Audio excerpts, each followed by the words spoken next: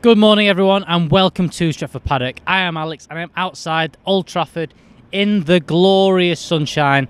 As you've probably been told a few times, it's a bit hot in the UK this week. It's a bit hot in Manchester. Might be too hot. We just don't deal with it well here. We're not built for it. Everyone's a bit hot. Everyone's complaining. But do you know what? Sunny, it's glorious. It's better than freezing outside here, giving you news updates. But I'm here giving you some more news updates in the sun. We've got talks about centre halves, left backs, ins, outs, the usual stuff. So make sure you are liking this video. And here we go.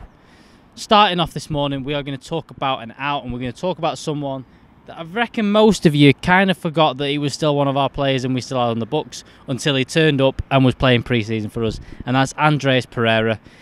He's been talking about, it was almost a come and get me plea to Lazio this week. He's been talking, saying, I want to play more football. I'm in more prime of my career now and I want to play. So if Lazio can come and get me, if someone like that can come and get me so I can play, I want to go. So that's the quotes he's been saying. He wants to leave Manchester United. He wants to play more football. It's not looking like he's going to get into the Manchester United fold again. He plays in that kind of similar role to Bruno Fernandes. So let's be serious. There's no chance of him playing in there for Manchester United ever again. So he played in the pre-season game the other day. I expect him to stay a little bit longer, with the fact that a lot of our players aren't back yet. You know, we've seen that returning back to the squad this week.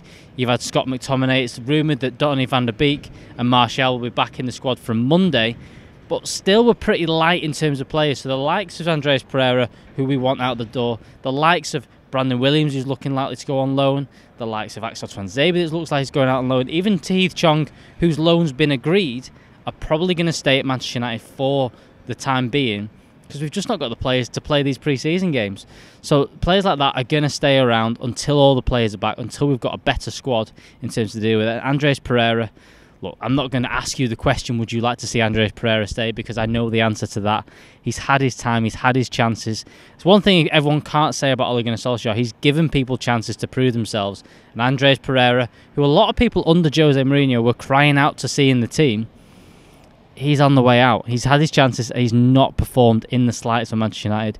He gives the ball away too much. That one goal against Southampton, he scored, absolute screamer, kind of gave him a little bit longer kind of thing. Everyone get, well, he's got the quality to do that, so can we keep him?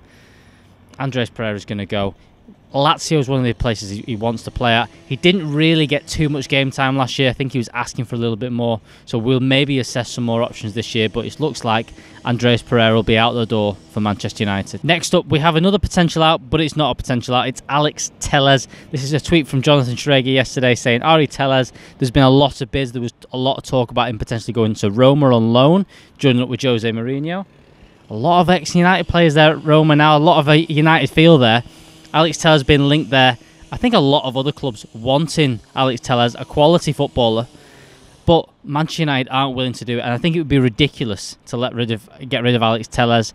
We want strength in depth. We can't just have one player for every single position. And looking likely, you know, the reports came out this week that Luke Shaw played the last few games of the Euros with broken ribs. He's been pictured and stuff on his holidays, not moving around too great. We might not see Luke Shaw for a little bit of time at the start of the season. So if we get rid of Alex Telles, the one that was, you know, signed to potentially replace Luke Shaw at the start of last season, that would be chaos. We'd be down on left back. We're already looking at Brandon Williams going out on loan. Alex Telles, we can't let him go. We have to keep him in the squad, because there's a good chance at the start of next season Alex Telles will be playing a lot of games for Manchester United. So, an update on Raphael Varane, the man that we all want to see in a Manchester United shirt, a man that we want to see partnering Harry Maguire next year. There has been some updates, there's been some tweets. We've got Fabrizio Romano, he's been tweeting last night about this, saying Manchester United are in direct contact with Real Madrid for Raphael Varane since 1 week. So they've been talking for about a week now. Varane wants a Premier League experience, but he'll be respectful. He's not breaking his relationship with Real. It's up to the two clubs to reach an agreement. Talks on. There's been also some stuff from El Confidencial in Spain. I don't know how reliable they are. I know my papers over here. I know the Metro shit. I know the Sun shit. I know all that kind of stuff. I have no idea what El Confidencial have been saying, but they've said that Real Madrid want £51.6 million. They said 60 million euros, but about £50 million to get Raphael Varane.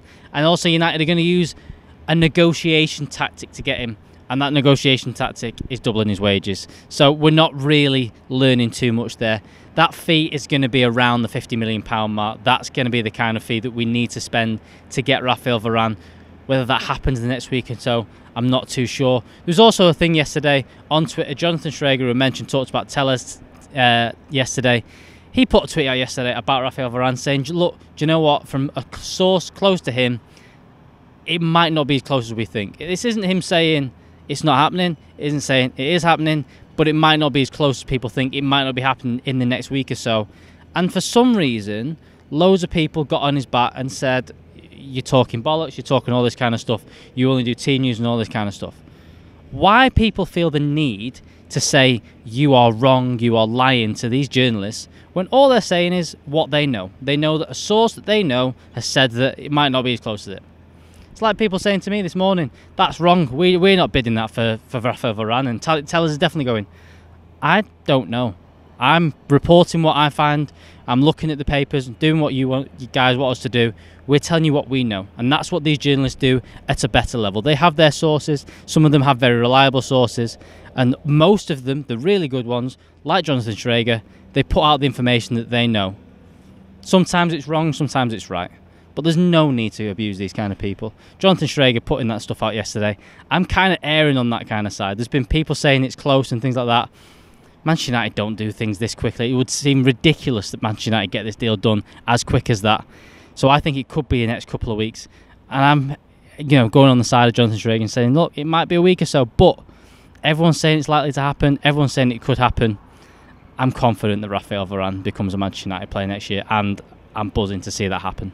Now, another new midfielder being linked to us. Few reports last week because Bruno Fernandes said he was pretty good, but TalkSport, yeah, I know, TalkSport, really not the best, but TalkSport are saying that Manchester United have moved ahead of Arsenal. Now, we've been linked in the last few weeks with all sorts of different midfielders. Declan Rice has been the one constant throughout the summer. We've had the Sal Niguez rumours, they've got Mr. Howson very happy. We've had the Camavinga rumours, we've now had Neves. Someone said yesterday, this means that we're in contact with these players. Usually when these things come out, it's because they've been speaking to agents, there's been this initial contact, would he fancy it? Like Goretzka. Goretzka, would you fancy coming to Manchester United? There's no bid, there's no nothing like that, there's no contract offers, there's just, if we offered you this much, what would you say? These are the kind of things that are starting. We are obviously looking at a midfielder after Raphael Varane has been done. So, for me, that's a really good sign, because I think for me, that was probably my priority going into this transfer window. Sancho is obviously a great player and things like that, but I liked our forwards. I think we need an extra one, but I liked our forwards. I wanted Jadon Sancho, but it wasn't as desperate as I feel like we are in need of a midfielder. So the fact we're being linked with the likes of Ruben Neves, for me, is very good. I'm buzzing to see Raphael Varane. That would be a fantastic sign for Manchester United.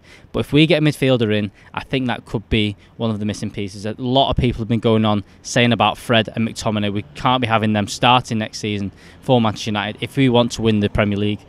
And I tend to agree. I think that they will play games. I think they'll be useful. But I do think in a lot of games we need someone with a bit of quality. Now, whether Ruben Neves is that player to be that number 6 on his own, do the defensive work, I know Ollie in the past has erred on the side of caution in terms of that. Is Ruben Neves that kind of player? Let me know in the comments below. Do you think that Ruben Neves can be that number 6? If we keep Paul Pogba, if we've got Bruno, can he be the third one in there? Can he do that job on his own? Do we still need the likes of Scott McTominay in there? Do we still need the likes of Fred? Is Neves coming in as maybe a Pogba replacement? Is he another 8 kind of thing? What do you guys think? I don't think he's someone that goes slots in straight away and you guarantee starts every week. I just don't see that. I think someone like Declan Rice does. I think Declan Rice, whether we're playing 2 holding, 1 holding, I think he's that defensive one that starts every single game. Ruben Neves, I don't think so. Now, the other thing is, they're saying we're going ahead of Arsenal. Is this just the clickbait thing? Is this just a case of, we know Arsenal are interested in player, not many people really care about Arsenal anymore, they're not that good, we need to get someone in, so they link Manchester United to it as well? Is that kind of thing? There's a good chance that that's the case, but what I do know is Manchester United are being linked with more and more midfielders, and I'm hoping we can get one of them over the line before the start of the next season.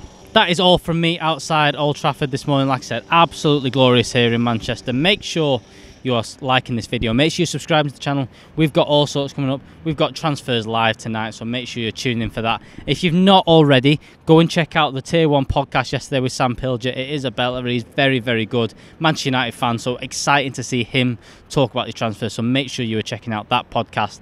All our podcasts as well. You can listen to them. So go on Spotify, go on iTunes, go on all that kind of stuff. Search for Stretford Paddock, you'll find us. You can listen to us as well. So if you don't want to just watch us, if you don't like looking at us, you can listen to us as well. So make sure you're doing that. Like I said, I have been Alex. This has been the Paper Tour outside Old Trafford. I'll see you next time.